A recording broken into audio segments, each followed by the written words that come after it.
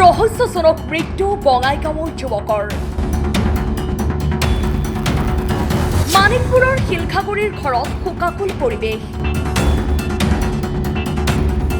পুনৰ বহিৰাজ্যত ৰহস্যজনকভাৱে মৃত্যু ঘটিছে অসমৰ এগৰাকী যুৱকৰ। বঙাইগাঁও জিলাৰ মানিকপুৰ আৰক্ষী থানাৰ অন্তৰ্গত শিলখাগুৰিৰ উজিৰ আলীৰ ৩২ বছৰীয়া পুত্ৰ শমশেৰ আলীৰ কেৰেলাত মৃত্যু ঘটিছে। ভাড়াঘৰৰ বাথৰুমত পিছলি পৰি যুৱকজনৰ মৃত্যু হোৱা বুলি পৰিয়ালৰ লোকক জনাইছে। গা ধুবলৈ বাথৰুমত সোমোৱা যুৱকজন পিছলি পৰাত তেওঁক স্থানীয় লোকে ততাতৈয়াকৈ চিকিৎসালয়ত ভৰ্তি কৰোৱায়। প্ৰাথমিক চিকিৎসাৰ অন্তত উন্নত চিকিৎসাৰ বাবে কৰ্ণাটক চিকিৎসালয়লৈ প্ৰেৰণ কৰে যদিও চিকিৎসকে মৃত বুলি ঘোষণা কৰে। প্ৰায় ৮ মাহ আগতে কাম কৰিবলৈ গৈছিল শমশেৰ আলী। মৃতদেহ ঘৰলৈ অনাৰ পিছত এক শোকাকুল পৰিৱেশৰ সৃষ্টি হয়।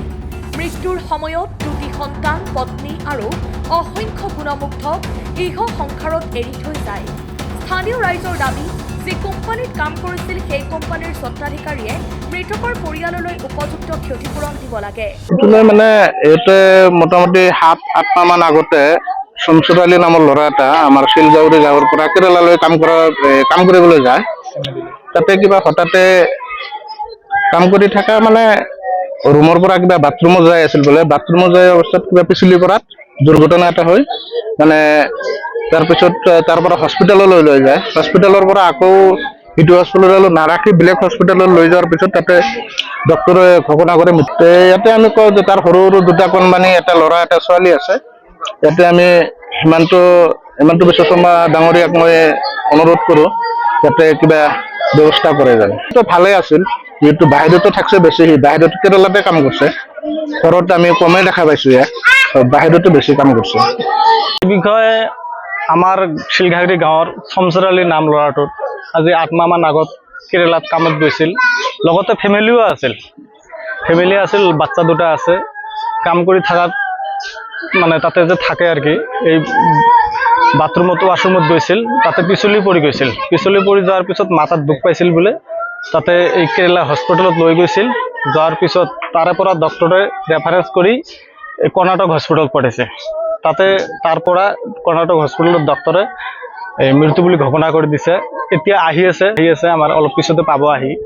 আমাৰ ইছলামিক মতে আমি যিখিনি কৰিব লাগে কৰি আমি দাপন কৰিম।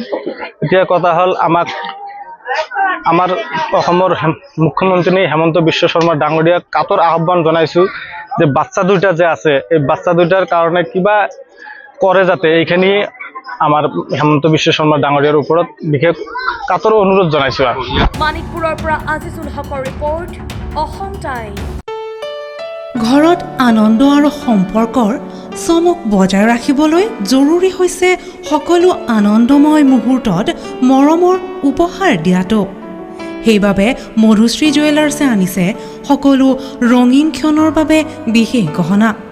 হীৰাৰে হওক, সোণৰে হওক বা ৰূপৰে হওক, শ্ৰেষ্ঠ ডিজাইনছ আৰু হলমাৰ্কযুক্ত গহনাই ৰাখে সম্পৰ্কক নিখুঁত।